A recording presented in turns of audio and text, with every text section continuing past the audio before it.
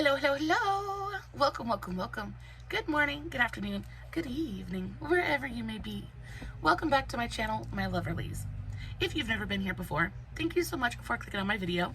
I am so happy you found me. I do so hope that you will like and subscribe before you leave. Become part of the Mama family. Mama's got your back, at least where makeup's concerned, and definitely when that makeup is cheap. Today is True Love Tuesday. We have yet another fantastic couple to talk about this week. Before we get started, a very special, very warm welcome to any of those that are new to my channel. I am so incredibly happy that you are here. If you enjoy the content, I do so hope that you will mash that thumbs up button. I hope that you will subscribe if you have not already, and I hope that you will ring my bell, turn on your notifications, so that way, next time I upload a video, you can come right back here and we can hang out together again. Also, I already have my eye makeup done. I used the TooFaced Kitty Likes to Scratch palette. I picked this up at Burke's the other day for like $8. Packaging, 10 out of 10. Super, super cute. I can't get over how adorable this is. This is the first TooFaced palette that I have used, and unfortunately, I'm not very impressed. Though the actual the formula of the shadows in here is actually pretty good.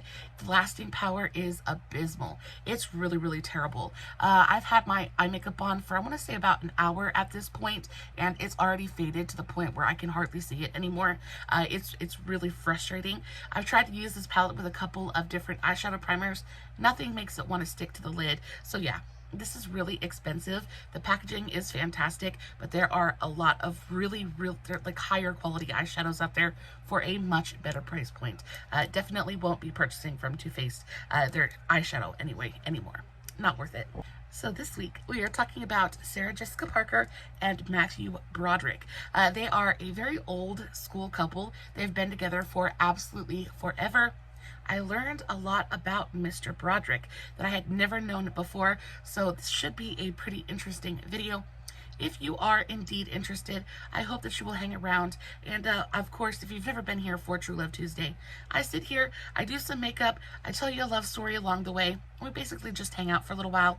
I, of course, will put everything that I'm using in today's video in the description box below, along with the tags to all of my other socials, Facebook, Instagram, TikTok, all that good stuff. If you are not following me on all my other socials, you definitely should go do that. I post fun content literally every single day. And if you're following me everywhere, you don't have to worry about missing a single moment of it.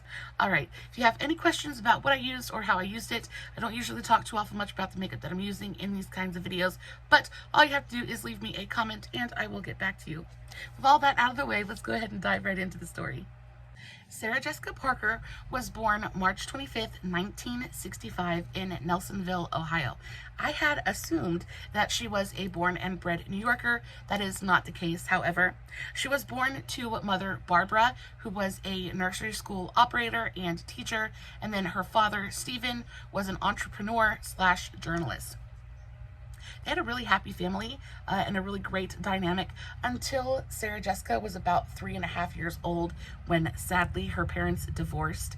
And though she still kept in contact with her father, she ended up going to live with her mother. Now, her mother did eventually remarry. She remarried to a man named Paul Forst, who was a truck driver and an account executive, and he had his own children. So they ended up being in this gigantic blended family. So she has 2 older brothers that are her full siblings, but then altogether she has 8 siblings. So a lot of them include half siblings and step siblings. So in all, she lived in this 10-person family, and it was a lot. It was really difficult to have her own space, and it was really difficult to just even feed everybody.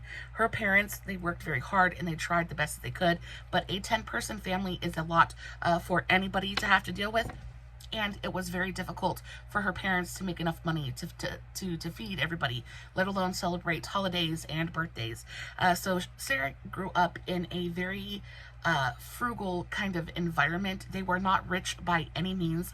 Her mother, however, tried very, very hard to enrich their lives by any means necessary. So she was involved in a lot of free theater. They went to art museums. They went whenever the library had a free event. Her mother tried very, very hard to enrich their lives and immerse them in culture in any way that she could. And of course, this is what bred Sarah's love for the arts and fashion and ballet, things like that. Her mother would often take the children to free theater shows and free ballet shows, things like that. So even though they didn't grow up with a lot of money, they did grow up with a lot of experiences. And very quickly, Sarah grew to have a giant passion for the arts in general. Sarah started her career in 1971 at the age of 9 years old. She actually was in a play, and since then she's been on Broadway. She's done various movies and television shows. She's worked pretty much steadily since the age of 9, and throughout her career has won 6 Golden Globes and 2 Primetime Emmys, which is definitely something to boast about. As for Sarah's love life, her list of paramours is not very long at all. She's only been in a couple of relationships, and she very much is a relationship girl. She doesn't do like the promiscuity as her Sex in the City counterpoint would have you believe. Who else loves Sex in the City? It's one of my favorite shows, like freaking of all time. Anyway, who's your favorite character? Let me know in the comments below. Who is your favorite Sex in the City character? If you tell me yours, I will tell you mine. Anyway, her list of paramours is very, very short. She's only been in a couple of relationships. So her first major relationship was with Robert Downey Jr. And for some reason, I feel like in the back of my brain, I knew this, but she met Robert when she was 18, and they met on the set of Firstborn. And they kind of like were instantly attracted to each other. And 8 weeks after they started dating, they actually ended up moving in together. And their relationship got very serious very, very quickly. Unfortunately, unbeknownst to Sarah, Robert was going through a serious battle with addiction at this point, and had some serious substance abuse problems, and hid that from her. So she had no idea going into this that he was, he was an addict, and hid it from her for a good long while. As always, the truth will come out, and of course they ended up having to confront it. Robert ended up getting in quite a bit of trouble, almost lost his entire career over it, things like that. And though she really did try to stick it out with Robert and really try to make things work, eventually she just kind of had to call it quits. He had to work on himself before they could work on each other, and it wasn't working. It just wasn't working. She just couldn't handle the ups and the roller coaster of emotions that he was just kind of foisting upon her. So she had to walk away. They still remained friends though, and they still have quite a bit of love for each other. So after she walked away from Robert, she very, very briefly dated a member of the political royal family that is the Kennedys. She very briefly dated Robert Kennedy Jr. Yeah, John F. Kennedy Jr. Sorry. John F. Kennedy Jr. They did very briefly, but they had a very intense physical attraction to each other. She honestly could not get enough of this man, and of course vice versa. He was definitely into her as well. She, however, this was like her real first taste of what being famous would be, because of course he's like political royalty in America. And when she would be out with him, it was intense paparazzi. There was never a moment where they weren't being photographed or followed. And she said in like a ton of different interviews that this was her real taste of fame. This was her real taste of like not having any privacy, of not being her own person. And though they really did get along and they really enjoyed each other, she once showed up to pick him up from the airport wearing nothing but a mink and a long coat and high heels. That is so sexy. So sexy. And of course they had a great time after that. But after that, she was just like, she couldn't handle it anymore. She couldn't handle the pressure of being with him. She couldn't handle the intense media attention, and eventually had to walk away. She said she was terrified that she was just only going to be remembered for like dating Robert, and that she wouldn't have her own identity. She felt like she lost herself while she was with Robert, or why do I keep saying Robert? She felt like she lost herself when she was with JFK Jr. So she had to walk away. And then, of course, she met Mathew. Now, Mr. Broderick, oh, this man was such a cutie pie when he was younger. Good Lord, have mercy. So Mathew was born March 1st, 1962, and he is the born and bred New Yorker in this relationship. He was born and raised in Manhattan, which I wouldn't have pegged, but there we go.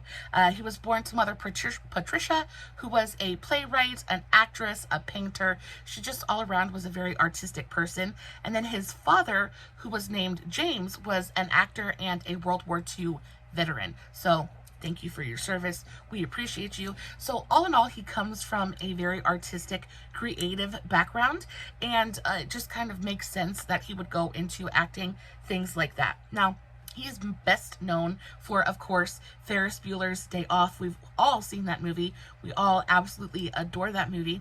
He was just the absolute most adorable, cutest little thing when he was younger, and specifically in that movie. So good.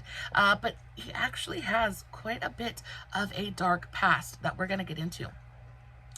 When it comes to his career, he is best known for, of course, Ferris Bueller's Day Off, but he does a lot of his good work, like his best work, on Broadway.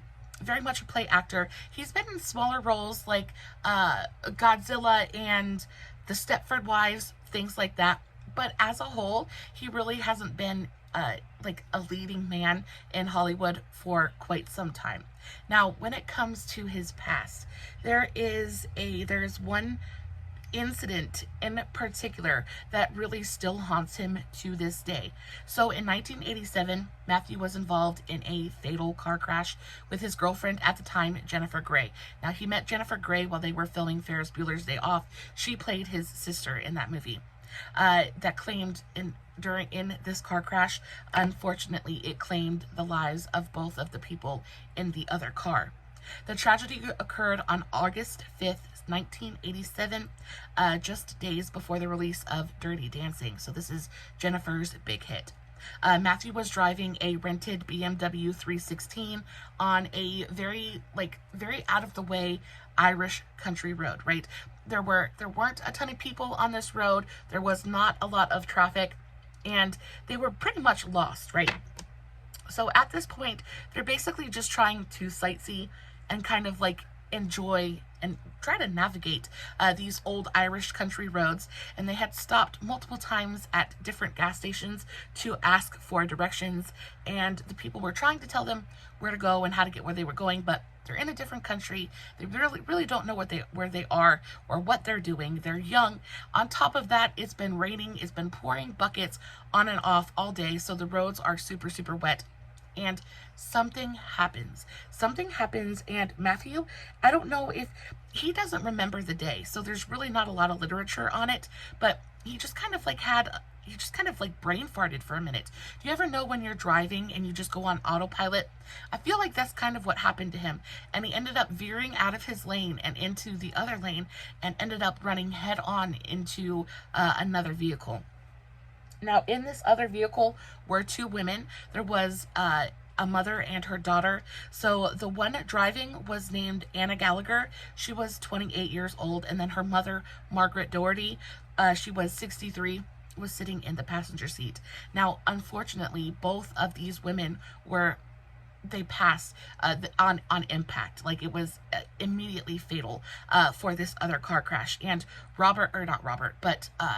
Mathew, he just kind of passed out. He got messed up really, really badly. He ended up getting a broken wrist. He broke his back. He broke his leg. Like, he got really, really messed up. Jennifer got really lucky through the whole thing, and she walked away with just a little bit of whiplash. She ended up having to have a little bit of a surgery to kind of fix some problems in her spine a little bit afterwards. But for the most part, Jennifer walked away from this accident scot-free. She got very, very lucky. However, Mathew was not in a good point, right? He wasn't in a good point mentally, physically. It was just a really, really horrendous experience. Now, he wasn't intoxicated. He wasn't under the influence of anything. I think literally just spaced. I think he was worried and kind of like frustrated because he was lost, didn't know what he was doing or where he was going, and just kind of checked out for a minute. And unfortunately, he checked out and it caused some serious damage. Now, as soon as the paramedics arrived, the only thing Mathew kept saying was, "Are they okay? Did I hurt them? Are they okay? Did I hurt them?" He said those two sentences over and over and over again. And of course, Jennifer's over here on the side freaking the frick out because she doesn't know what's going on. They were just in a really bad car crash. Like, it's terrible. It is awful. So Mathew ends up having to spend the next 4 weeks, the next 4 weeks in the hospital. He's got a broken wrist. He's got a broken leg. He's got broken ribs. Like, he's in a bad way. And then he finds out that both of the people in the other vehicle didn't make it. And this had a very, very big, very heavy impact on his mental stability at the time. He just kind of lost it for a little while. And he said that the guilt that he feels, it's not something that he'll ever be able to get rid of. It's not something that he'll ever be able to get over. He still thinks about it all the time. It's something that will never leave him. Now, there have been comments and interviews done with the surviving. There was a brother. So the son and the brother of the 2 women that were in the other car has made a statement on behalf of his side of the family. And they said that there's no hate. There was a lot of hurt when it first happened, and of course they did blame Mathew. And you know, Mathew didn't really get in a lot of trouble for this either. So he actually ended up being charged with careless driving and at first he was going to be charged with causing by dangerous driving. And he went to court, of course, and he was facing up to 5 years in prison for this. However, they ruled that it was just kind of, what did he get? Careless driving. He ended up getting charged with careless driving and was ordered to pay a $175 fine, which the family of the deceased said was a travesty of justice. And I kind of agree. Like, even though it really wasn't Mathew's fault, and he didn't intend to hurt anybody, and it really was just a terrible accident that happened, I think a $175 fine is just kind of like a slap on the wrist, really. And I feel like they deserve some kind of compensation for losing both their mother and their sister at the same time. Like, that is absolutely like a life-changing, life-wrecking kind of event.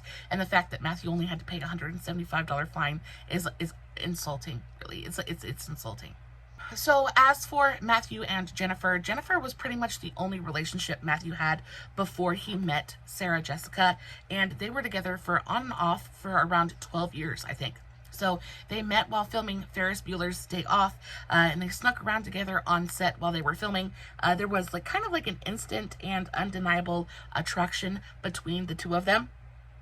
But they weren't really allowed to date. So and on top of this, Mathew was being a little bit of a sneaky turd and actually had a girlfriend back home.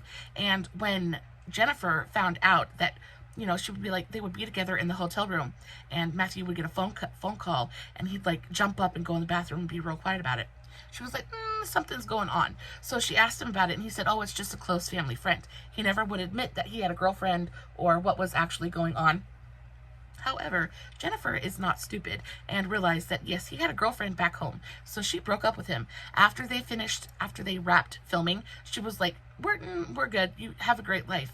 And she was like, I'm not going to be the other woman. So, of course, Mathew goes home. He breaks up with his lady at home, and they end up dating. And they were together for a very good long while.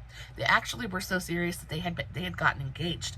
They got engaged in 1988. So a little bit after this car crash happened. And of course, they kind of leaned on each other really heavily after the car crash because, of course, the emotional damage that both of them sustained from that crash was serious, I'm sure. But ultimately, it didn't last. They didn't make it. And right after he broke up with Jennifer, he met Sarah Jessica.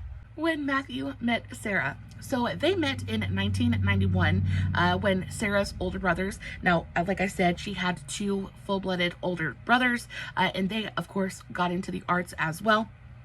And they ended up opening a theater company in New York City called Naked Angels.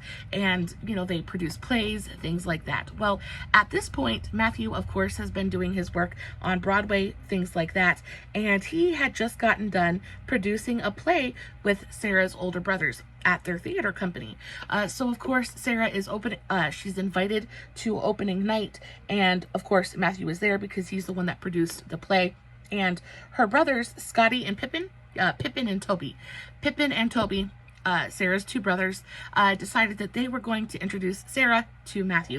And of course, the best thing that ever happened because they ended up falling in love and staying together forever. But so her brothers introduced her to Mathew. This is the, you just watched his play. He's the one that produced it. And immediately he is completely and totally charmed by Sarah. And of course, Sarah, at this point, they're both still very young. Sarah's this teeny tiny 5'1". All you see is blue eyes and blonde hair, right? And Mathew is completely charmed by her. And she is just shell-shocked by Mathew. She thinks he is just the most handsome thing she's ever laid eyes on. Of course, she remembers him from Ferris Bueller's Day Off, and they immediately strike up a conversation, and there is there's an immediate and intense connection there. So they have this conversation, they meet for the first time, and then they go their separate ways. Well, when Sarah gets home, of course, Mathew asks her for her number. And when she gets home, there is a voicemail waiting for her, because of course, this is before cell phones, things like that, before social media. When she gets home, he calls and leaves her a voice message, and Mathew has this self-depreciating, aw shucks kind of charm that Sarah was immediately into, and he's very self-depreciating and things like that. So he calls and he leaves her voicemail and he asks her out to supper. Well, of course she accepts and they begin dating. 5 years, they date for 5 years, and after 5 years they actually end up working together for the first time. After dating for 5 years, they finally performed together side by side in 1996. Their debut was on Broadway, of course, in How to Succeed in Business Without Really Trying. So this is the first time they worked together, and of course, this did nothing but make Mathew fall even more madly in love with Sarah, because Sarah genuinely is a funny, kind of like goofy person, just in real life, and it's totally endearing. So after this, he's like, there's no way that I can't be with her for the rest of my life. And she actually said of Mathew, she said, he's probably the funniest fellow I've met in my whole life. He is so bright, so handsome. I think he is the most handsome man I've seen ever. He inspires me, and I'm mad for him. Totally. I love that. So it's like, even 5 years into their relationship, they're still kind of like, oh shucks, they're still like very into each other, right? So as soon as they work together, a year, Matt pops the question, right? And a year later they get married. So they got married on May 19th, 1997 at the New York City Angel Orensen's Synagogue. I think they both have Jewish ties. Funnily enough, nobody knew that they were actually going to a wedding. So they send out invitations and they invite around 100 people just to come celebrate with them, just to have a party, have a good time. Nobody knows that they're actually showing up to a wedding, but that's what happens. The minute they walk in the door, they realize that, oh, this is a wedding. They take pictures, all that good stuff. The wedding is a complete and total smash hit. And I assume that they did it that way, so that way they could have a nice private ceremony and not have to worry about it getting leaked to the press, things like that. Because at this point, they are a pretty hot couple. Everybody is in love. Her career is like kind of taking off at this moment too. She was very recently cast in Sex and the City. We all love Sex and the City, adore that show so very much, but she gets cast in that and it just genuinely takes off. So she's kind of like beloved at this moment, and everybody still remembers Mathew from Ferris Bueller's Day Off. So they're kind of like an it couple at the moment. So yeah, I'm sure they did that so that way they didn't have to deal with paparazzi, things like that at their wedding. But it was a smash hit. Everybody had an absolute blast, and it turned into like the surprise wedding of the year for sure. They took 5 years to enjoy each other and to enjoy newly married life before starting to think about starting a family, things like that. And they did. They actually, after that kind of 5 years of newlywed bliss, they started their family, and Sarah gave birth to their first child, a baby boy named James Wilkie. He was named after Mathew's grandfather, James Broderick. So after they have their first baby, they just enjoy it. They're just kind of like living in a kind of bliss at the moment. I remember when I first had my kid, and it was just kind of like so surreal, right? Becoming a new parent is kind of a big deal, right? And it's a very big change as well. So they just take their time, they enjoy their new family dynamic, things like that, and they hit the pause button on any more children. Unfortunately, during this time, they kind of found out that, Sarah might have some problems trying to conceive in the future, things like that. So when they ended up having their next, decided they wanted to have another child, they had to go through, they had to do it so via surrogacy, because Sarah just wasn't able to carry a baby or organically anymore. They tried time and time and time again. They went through multiple rounds of IVF, things like that, but she just wasn't able to carry to term. So they ended up taking her egg and Mathew's stuff and doing it via surrogacy. And that way they ended up having a set of twins. They had a set of twin daughters named Marion and Tabitha. Well, right after she had her first child, again, Sex and the City is huge, and she starts filming for the Sex and the City movie, the first one, which again was a smash hit, and she just kind of focused on her career. During this time, Mathew has taken a step back. He is not really, he's not really in the public eye so much anymore, and it's not that he's like been forgotten and things like that, because he did take small roles off and on, but I think what he did was he took a step back so that Sarah could have her moment. What their parenting plan was that they wanted one of the parents to be home with the children at all times. Like they did, of course, utilize nannies and things like that. But at any given point, they wanted at least one of them to be home with their babies. So because Sarah's career was so big at this point and she's got so much work going on, Mathew just kind of volunteers and he takes a step back and he stays at home with the kids. He's still working and producing and things like that, taking small roles like Stepford Wives and Godzilla, things like that. But for the most part, he's focused on being at home with the kids. And Sarah is just kind of like out doing her thing. We all know that Sarah Jessica Parker is an absolutely gigantic fixture when it comes to fashion, things like that. She's always at the Met Gala. She always stuns at the Met Gala. She is friends with a lot of really high profile designers, things like that. She's been in Vogue. I can't even tell you how many times. So she just kind of like very much took her moment and like let her star shine. And then she too kind of took a step back and has just been enjoying their family and, their lives together, right? So during an interview with Vogue, Sarah said that they had tried to get pregnant in the conventional way, but couldn't make it, and then ended up having to go through via surrogacy. Now, after they have their babies, after they have their twins, they both just kind of take a step back and they just enjoy life, right? Sarah's still working, Mathew's still producing, but what they're really focused on is their family and their life. Now, after this whole big thing with Sarah and JFK Jr., she realized the importance of keeping your private life private. That whole experience with the paparazzi swarming and things like that, it really kind of traumatized her in a way. And because of that, there's not a ton of literature out there on them. There's not a lot of personal information available on their relationship other than, what they release. So all I can really tell you is that they were very, very happy. Her career was doing great. Matt kind of took a step back, stayed at home with the kids, and they just have a happy life. Though it goes without saying, no marriage is perfect. And after about 20 years together, Sarah finally opened up and spoke a little bit about their relationship and the work that it takes to be in such a long-term relationship. Now, I've been with Mr. Hubby going on 14 years at this point, and there is not a day that I don't have to sit there. There's not a day, even if it's just like 5 minutes out of the day, there's not a day that goes by that I have to genuinely make the decision that, I love this man. We're going to get through it. Because, there's 2 people living together, 3 people, however people are in a family. Cohabitating is difficult. Not everybody is going to get along 100% of the time. It just doesn't work like that.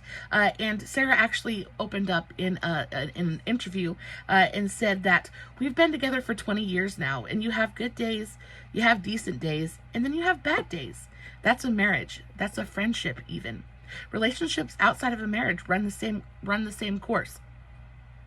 If you're in it for the long haul and you want meaningful relationships, you're going through lots of different periods. And that was said in December of 2011. And it's very, very true. There's not a day that goes by that I don't have to consciously make the decision that to love my husband.